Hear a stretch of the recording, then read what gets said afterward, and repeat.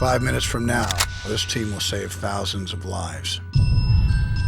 Under no circumstances does this briefcase leave the area, or it's war. He's on his way. Good or bad, when you work for the agency, All teams in position. it becomes your whole life.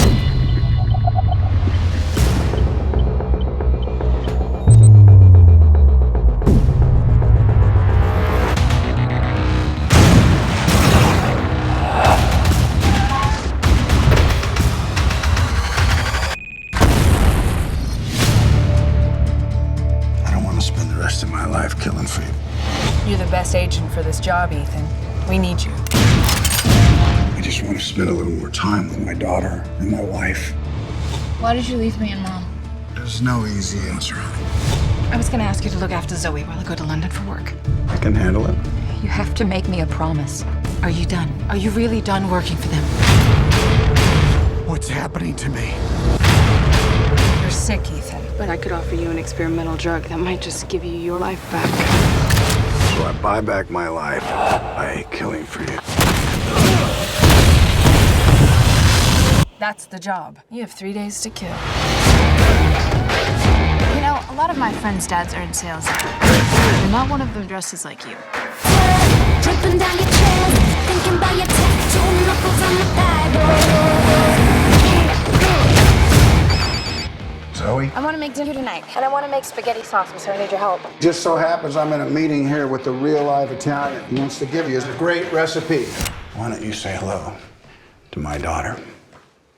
Hello, I am Guido. Dripping down your chest, thinking about your tattoo knuckles on the thigh. Shower you down, power to control, how I You sure this works? No, but I am sure that if you don't try this drug, you'll be dead in 3 days.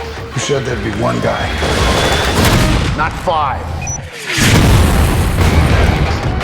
You might want to ride home. Did you hear that? The spares is in the trunk. Hey. Trying to have a conversation with my daughter. I'm sorry, sweetie. Now, where were we? Is Liam Neeson really that replaceable? He must be so upset or frustrated seeing this trailer because it basically is like they just took Liam Neeson out and put Kevin Costner in.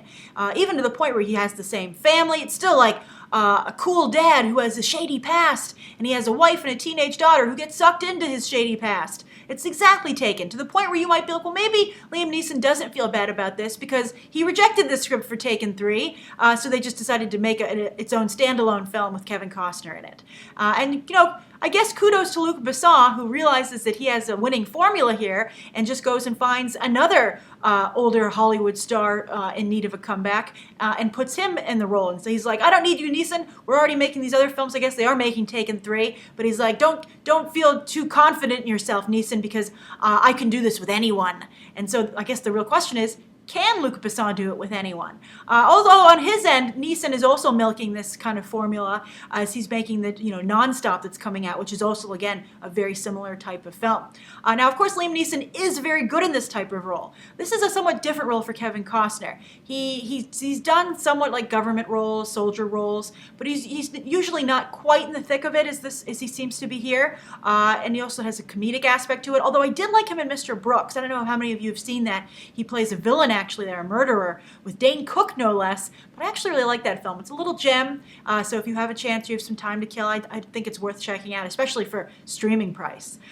So, I mean, I do trust Kevin Costner, and to some degree, I trust Luc Besson. So I think I probably would at least rent this. I liked Taken 2, actually. But, there are a lot of Besson cliches here, not just the Liam Neeson kind of movie that he's, cookie cutter making at this point, but also Amber Heard is playing, like the weird hot assassin that's kind of in all of his films, Luc Besson's films.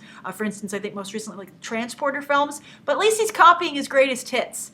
So, we'll see. I mean, this comes out at this time of year when movies are scarce, so it could potentially do well in theaters. So I'm wondering what you guys think. The only potential problem here, besides the kind of sameness to it, is Kevin Costner could almost be overexposed. Today I'm also reviewing the Draft Day trailer, which is a Kevin Costner film. He's up in the upcoming Jack Ryan film, with Shadow Recruit. So it's all based on his success with Hatfields and McCoys. So people could just be like, just pick one of the three. And if you were going to pick one of the three, Shadow Recruit, the new Jack Ryan film, 3 Days to Kill, or Draft Day, which of the three would you pick? What would be your Kevin Costner film? Write your thoughts down below. Thank you for all of you who asked me to review this trailer, and you can check out some more episodes right now.